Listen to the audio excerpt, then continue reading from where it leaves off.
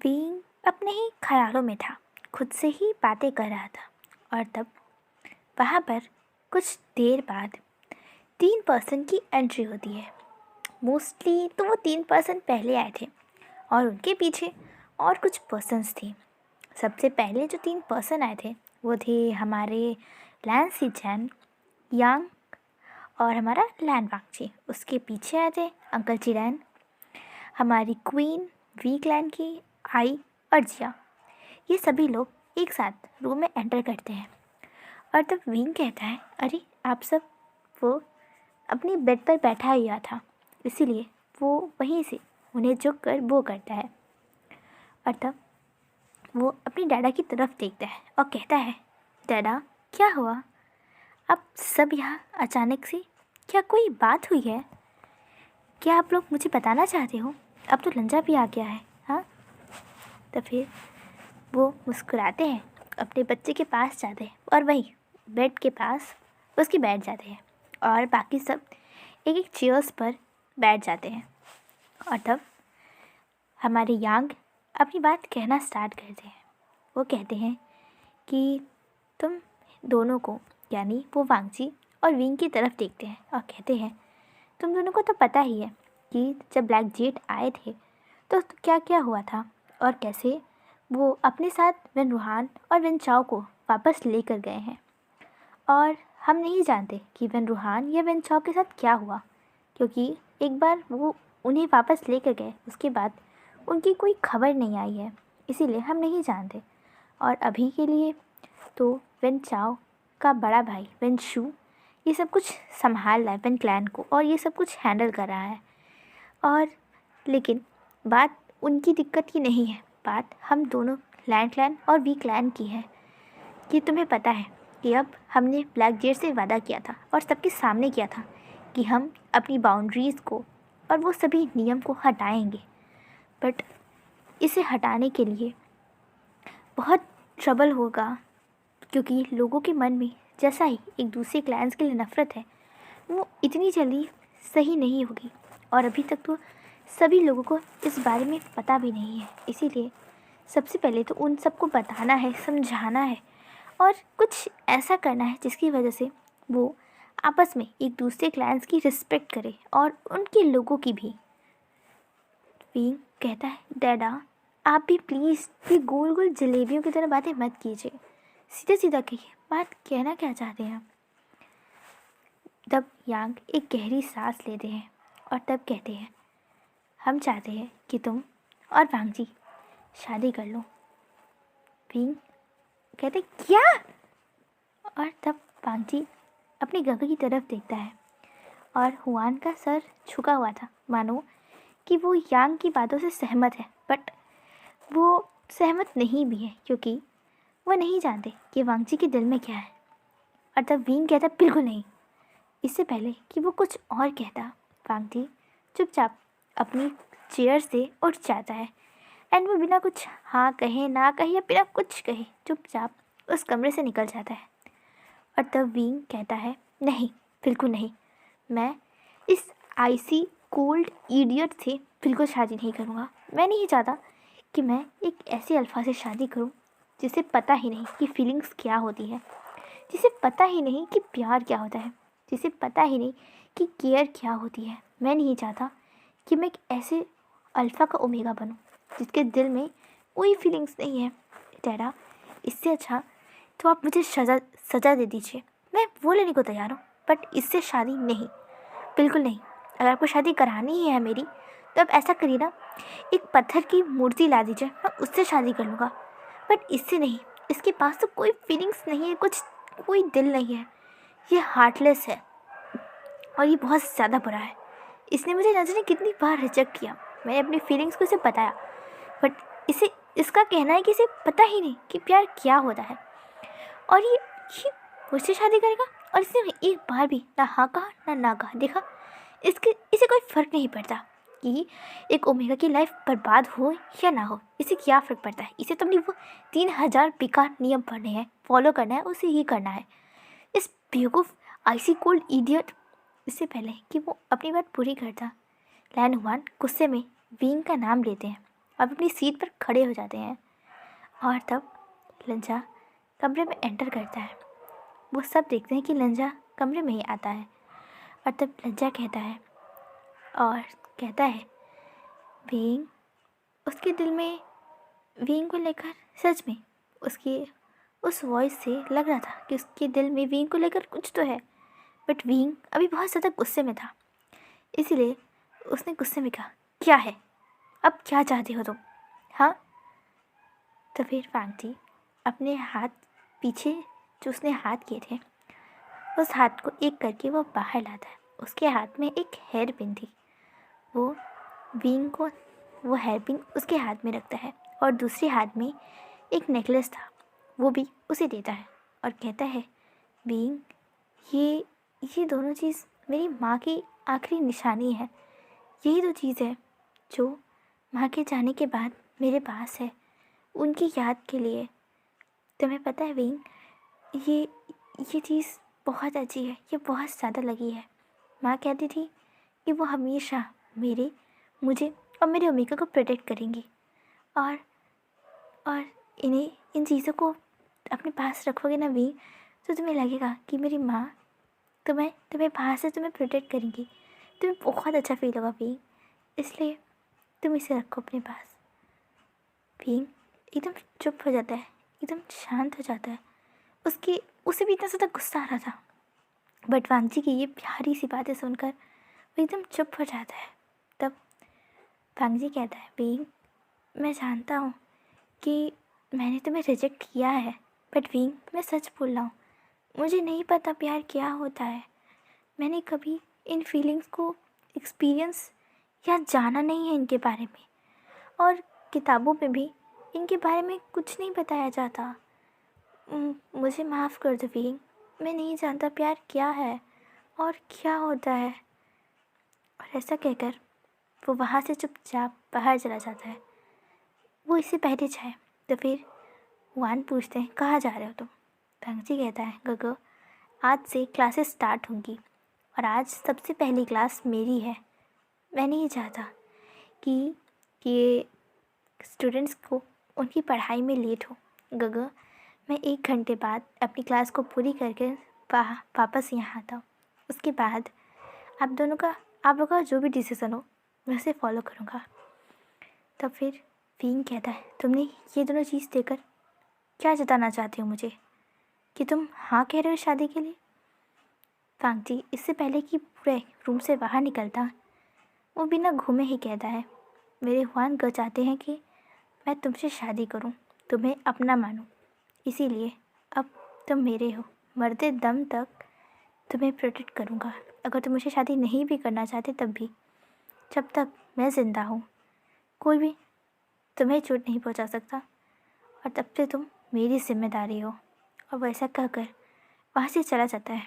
और तब विंग अपने मन में सोचता है, जिम्मेदारी नहीं वांगजी, मैं तुम्हारी जिम्मेदारी, तुम्हारा बोझ नहीं बनना चाहता। मैं तुम्हारा लव बनना चाहता हूँ, तुम्हारा लवर बनना चाहता हूँ, वो आखिरी पर्सन बनना चाहता हूँ जिससे तुम प्यार करो। ये नहीं कि तुम्हारा बोझ, तुम्हारे ऊपर बर्डन। मैं ये नहीं चाहता कि मैं ये बनूँ। और तब वांगजी के वहाँ से जाने के बाद हुआन गुस्से में विंग का नाम लेते हुए कहते हैं, विवशियान, क्या कहा तुमने मेरे भाई को? Ice Prince, stone, heartless. तुम्हें लगता है कि उसके पास कोई फीलिंग्स नहीं? तो तुम सबसे ज़्यादा गलत हो। मैं मानता हूँ कि मेरा वांगजी फीलिंग्स को एक्सप्रेस करने में बहुत बुरा है, पर इसका रीज़न जानते हो तुम? मेरे माँ के चले जाने के बाद वांगजी कोमा में चला गया था। वो सदमे को बर्दाश्त नहीं कर पाया था। 2-3 सालों तक के लिए उसकी हालत बिगड़ गई थी, बुरी हो गई थी। वो प्रॉपर बोल नहीं पा रहा था। उसने खुद को संभाला, पर पता है भी, वो आज भी खुद को संभालता है, अपनी फीलिंग्स को समझने की कोशिश करता है। वो बाकियों की तरह हर एक फीलिंग को फील करना चाहता है, पर वो नहीं कर पाता। उसे नहीं पता हर फीलिंग को क्या नाम दे। उसे समझाने वाला, उसे सिखाने वाला इन फीलिंग्स के बारे में उसकी माँ उसके पास नहीं है। और तुम जिस तरीके से उसे कह रहे हो हार्टलेस, मैं लिख कर देता हूँ विंग, मेरे भाई से ज़्यादा प्यार तुम्हें कोई इस दुनिया में नहीं कर सकता है। मेरा भाई अपने चेहरे पर एक्सप्रेशन नहीं दिखाता, पर उसका दिल हर वो चीज़ एक्सपीरियंस करता है, हर एक चीज़ फील करता है। तुम्हारी बातें उसने मेरे चेहरे पे नहीं दिखाई कि उसे बुरा लगा या नहीं, बट उसे बहुत ज़्यादा हर्ट हुआ है और मैं उसकी आंखों आंखों में ये चीज़ देख सकता हूँ, पढ़ सकता हूँ। बुशियान, तुम्हें सबूत चाहिए ना कि मेरा वांगजी क्या है? ठीक है, मैं तुम्हें दिखाता हूँ। वो तुरंत ही एक स्टूडेंट को, एक सर्वेंट को कमांड करता है और कहता है जाओ और महावैद्य को यहाँ लेकर आओ। सब हैरान थे कि आखिर ये क्या हो रहा है और हुआन आखिर क्यों चाहते हैं कि महावैद्य आए और ये उनके दिमाग में क्या है। अंकल चिरान कह रहे हैं सिचैन क्या कर रहे हो तुम? तो फिर हुआन कहते हैं अंकल, राजकुमार वी की हिम्मत कैसे हुई मेरे भाई को हार्टलेस कहने में, स्टोन कहने में? मजाक में कहा बात, मैं एक बार सह लूँ अपने भाई के खिलाफ, पर ऐसे नहीं। मुझे पसंद नहीं मेरे भाई के खिलाफ कोई भी एक शब्द बोले, और वो भी मेरे ही गुस्सों में, तो बिल्कुल नहीं। अगर आप राजकुमार वी, अगर आप कोई प्रिंस नहीं होते ना, तो आप जिंदा यहाँ से वापस नहीं जाते। लायन क्लैन कि हम लोग जल्दी किसी को मारना या हिंसा पसंद नहीं करते, पर अगर हमारे लोगों पर कोई आवाज़ उठाए, कोई बात कर दे, कोई आँखें उठा के देख ले, तो उसे छोड़ना हमारी फितरत भी नहीं। वो बहुत ज़्यादा गुस्से में थे और हर कोई ये फील कर सकता था क्योंकि उनकी अल्फा सेंट बहुत ज़्यादा बहुत ज़्यादा एग्रेसिव सबको फील हो रही थी। और ख़ासकर वहाँ पर जो 4 ओमेगास थे, हमारे बुशियान, आई, जिया और क्वीन वी, वो चारों ओमेगास को बहुत ज़्यादा तकलीफ़ हो रही थी उनके स्ट्रॉन्ग फेरामोन से। और तब यांग वहाँ पर तुरंत ही अपनी प्रोटेक्टिव फेरामोन्स रिलीज़ करते हैं और तब वो कहते हैं क्लैन लीडर लैन सिचैन, प्लीज़ शांत हो जाइए। आपके फेरामोन्स की वजह से यहाँ ओमेगास को दिक्कत हो रही है, शांत हो जाइए। तो फिर लैनवन खुद को शांत करते हैं और तब तक वहाँ हीलर आ चुके थे। तब फिर लैन सिचैन कहते हैं मैं जानता हूँ झूठ बोलना मना है लैन क्लैन में, बट आज बात मेरी वांगजी की है और इसीलिए आज ना लैन क्लैन कोई नियम फॉलो करेगा और ना उसका कोई लीडर। महागुरु लान वो अपने अंकल को देखता है और उनकी तरफ वो करता है, कहता है मैं आज झूठ बोलने जा रहा हूँ और महागुरु आपके सामने मैं झूठ बोलूँगा। मुझे पता है ये गलत है, मैं बाद में इसकी सज़ा ज़रूर लूँगा, पर अभी ये झूठ बोलना ज़्यादा ज़रूरी है। वो हीलर की तरफ मुड़ता है और कहता है हीलर, मैं अभी कुछ समय बाद बेहोश होने का एक्ट करूँगा और सब मुझे अपने कमरे में लेकर जाएंगे। उस समय आप मुझे चेक करने का छोटा नाटक करिएगा और कहिएगा कि मैं बस स्ट्रेस की वजह से टायर्ड हो गया हूँ और मुझे 2 हफ्ते का रेस्ट चाहिए, प्रॉपर रेस्ट चाहिए। बस इतना वांगजी से कहिएगा, उसके अलावा अब वो कुछ भी कहने की ज़रूरत नहीं है। सबको समझ नहीं आ रहा था क्या कि हुआन ये क्यों कर रहे हैं और वो क्या दिखाना चाहते हैं, पर ये एक लाइन लीडर का ऑर्डर था। सो हीलर बिना कुछ कहे चुपचाप उन्हें ये बात को नोट करते हैं एंड वहाँ से चुपचाप चले जाते हैं। और तब हुआन वापस से अपनी सीट पर गुस्से में बैठ जाते हैं और तब तक उन सब के बीच में कोई भी बात नहीं हुई थी एंड बीइंग समझ रहा था कि उसने कितनी बड़ी गलती की है। वो गुस्सा ज़रूर था, बट ये कोई तरीका नहीं होता किसी के बारे में बात करने का या किसी के बारे में कहने का। और ये पर्सन किसी भी नहीं है, ये उसका अल्फा है। ये वो पर्सन है जिसके केवल नाम से, जिसके बारे में सुन कर ही बीइंग ने उसे अपना मान लिया था। बीइंग की फैंटेसी में वो उसका हो गया था और आज जब उसके डैडा ने ये बात कही तो आखिर उसे इतना गुस्सा क्यों आया? क्या इसलिए उसने उसे रिजेक्ट किया था या इसलिए कि वो बस गुस्सा था या वो फ्रस्ट्रेटेड था?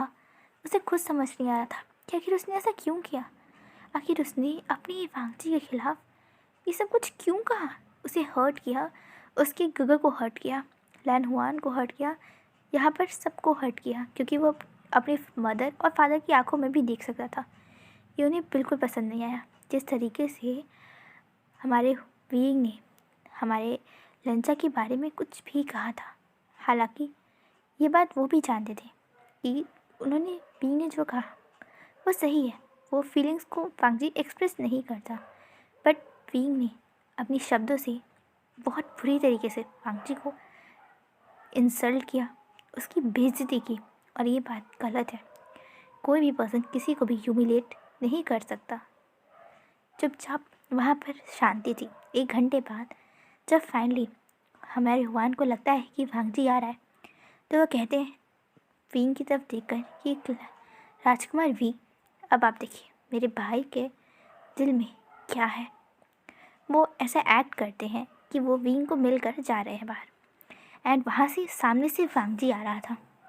और तभी हुआन उसकी तरफ एक छोटी सी क्यूट सी स्माइल पास करते हैं, जो वो हमेशा अपने भाई को देख कर देते हैं। उन दोनों के बीच में थोड़ा डिस्टेंस था, एंड अचानक से हमारे हुआन रुक जाते हैं।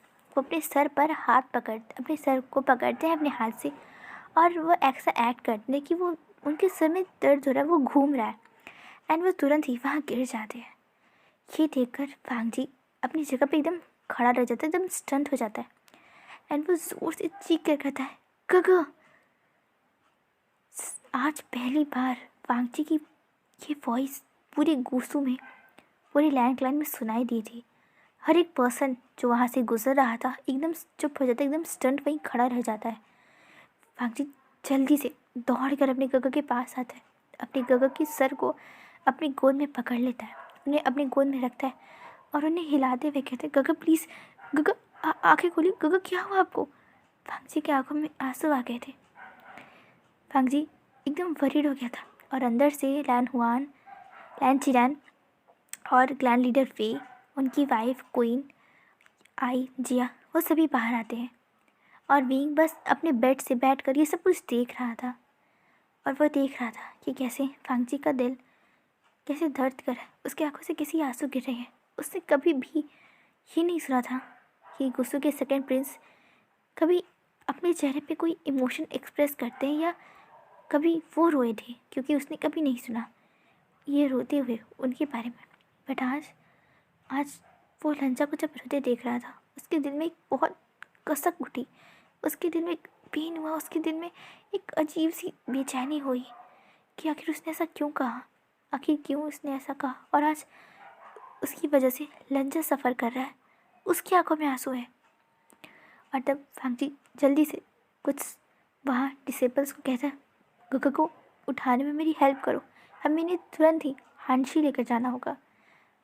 स्टूडेंट्स जल्दी से वांगजी की हेल्प करते हैं, और वांगजी जल्दी से वहाँ लैनहुआन को लेकर हांशी जाता है, और एक सर्वेंट महागुरु वैद्य के पास जाता है, और तब वो उन्हें बुला कर लेके आता है।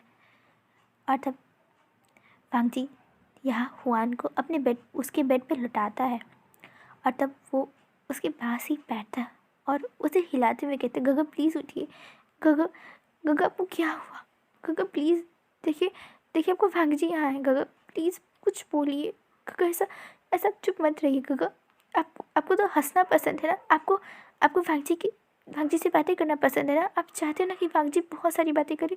गगा देखिए देखिए वांगजी बातें कर रहा है, गगा प्लीज़ गगा उठिए, गगा आपको क्या हुआ, गगा आप ऐसे कैसे हो गए, गगा प्लीज़ वेकअप, गगा उठिए गगा। वो ऐसा कह रहा था, लिटरली उसकी आंखों से आंसू गिर रहे थे। वो आज इतना ज़्यादा रो रहा था कि आज उसके दिल में एक डर था हुआन को खोने का। उसने पहले ही अपने मदर फादर को खो चुका है, और अब एक हुआन ही है उसका ब्लड रिलेटिव, उसके गगा ही है जिन पर उसका पूरा राइट है, जो उन्हें ब्लड रिलेटेड है। हाँ उसके अंकल भी है, बट हुआन उसका ब्रदर है, बात बहुत अलग है। और तब वहाँ पर हीलर आते हैं। वांगजी जल्दी से हीलर के पास जाता, कहते प्लीज़ प्लीज़ मेरे गगा को देखिए, इन्हें क्या हुआ, ये ऐसे बेहोश क्यों हो गए, और इन्हें प्लीज़ उठाइए।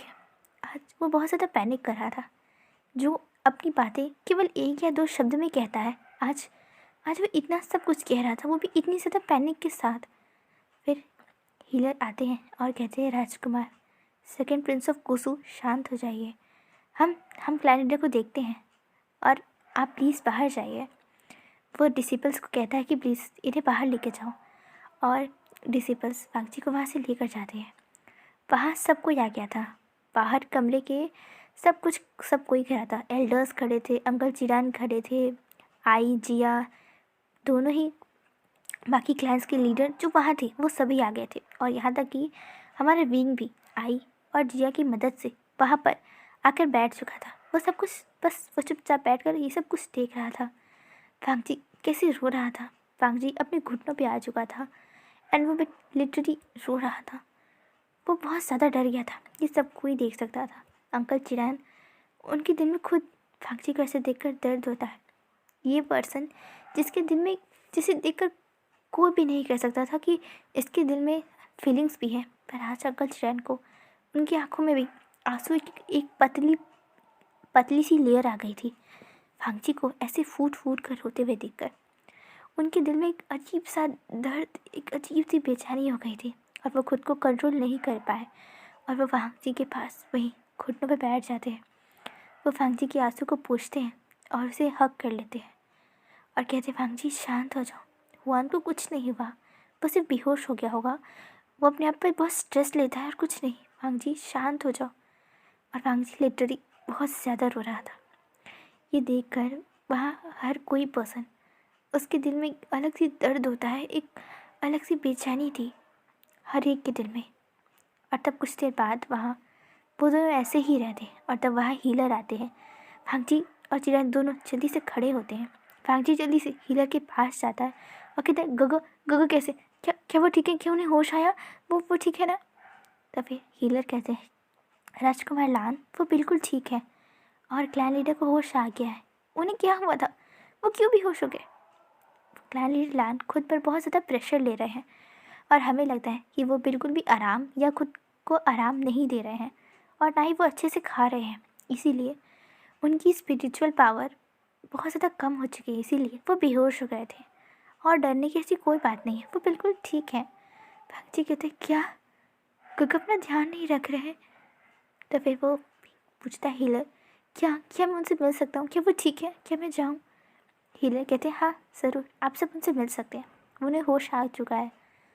फांगजी जल्दी से वहाँ जाता है, अपने गग को देखता है कि उसके गग बैठे हुए हैं और उनके चेहरे पे फिर से भाई वो ब्यूटीफुल सी छोटी सी स्माइल है जो हमेशा वो पास करते हैं फांगजी को देखकर। पर फांगजी को आज इस स्माइल को देखकर उसके दिल में बहुत ज़्यादा दर्द होता है।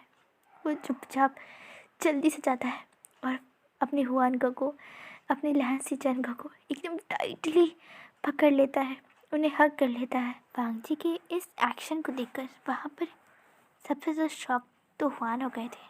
उन्हें सही में लगा नहीं था कि फांगजी कुछ ऐसे रिएक्ट करेगा। फांगजी उन्हें टाइटली हग कर लेता है और अपने सर को उनके चेस्ट में छुपा लेता है और वो साइलेंटली क्राई करने लगता है। हुआन उसके आंसुओं को फील कर सकते थे। हुआन प्यार से उसके सर को सहलाते हैं और कहते हैं, फांगजी मैं ठीक हूँ।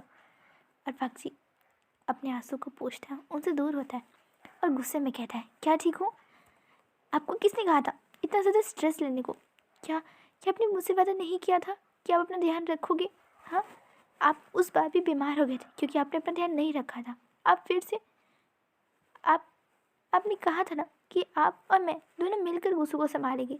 आप कभी भी खुद पर इतना स्ट्रेस नहीं लोगे। तो फिर आप फिर क्यों लिया आपने। हाँ, आपने वादा तोड़ा मुझसे गगा। गुस्से में तो कोई भी वादा नहीं तोड़ता ना, तो आपने क्यों तोड़ा। हाँ हाँ गगा, मुझे बताइए क्यों तोड़ा आपने, खुद पर क्यों इतना स्ट्रेस लिया। गगा मैं कुछ पूछ रहा हूँ आपसे। फांगजी शांत हो जाओ, देखो मैं ठीक हूँ। ठीक हूँ तो क्यों बेहोश हो गए थे आप। हाँ, हमेशा खुद को स्ट्रांग दिखाते हो, अपनी बिल्कुल केयर नहीं करते ना गगा। हमेशा मेरी केयर करते हो, गुस्से की केयर करते हो, आपको केयर कौन करेगा।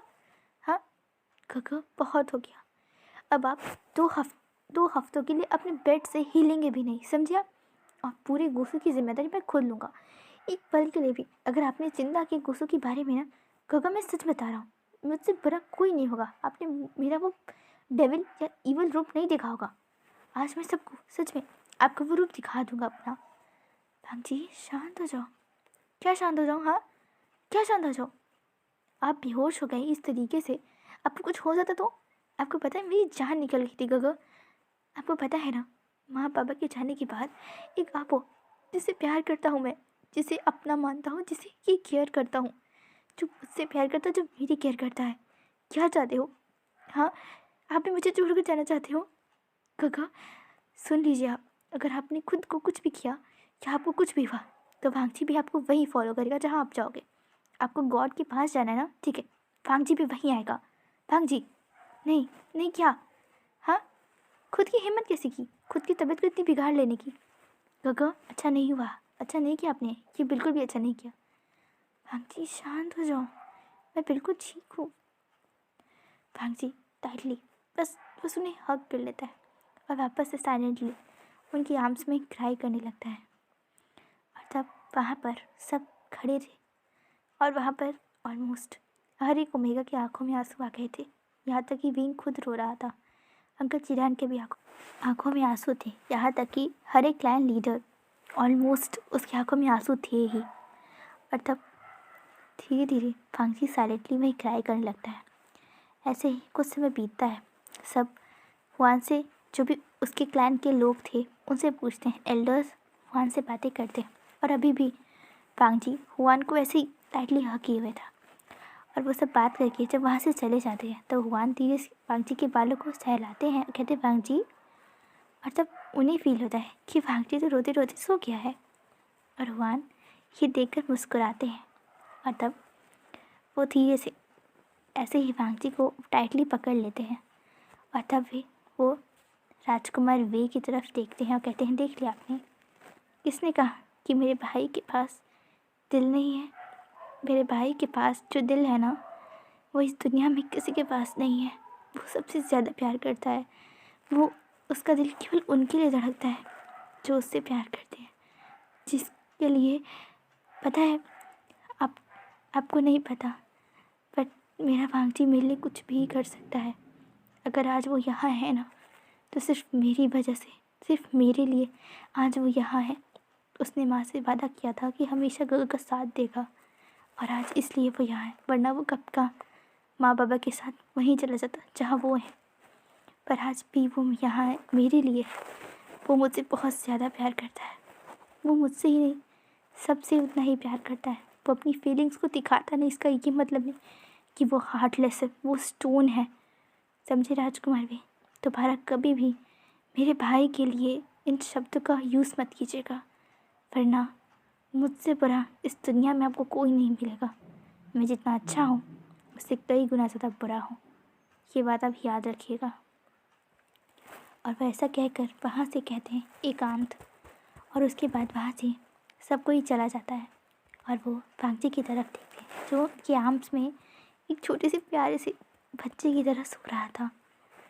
वो उसके आंसू को, जो भी उसकी आंखों से आ रही थी, उसे पोंछते हैं और खुद वांगजी को लेकर ऐसे ही लेट जाते हैं और टाइटली वांगजी को होल्ड करके ऐसे ही दोनों भाई चुपचाप शांति से सो जाते हैं।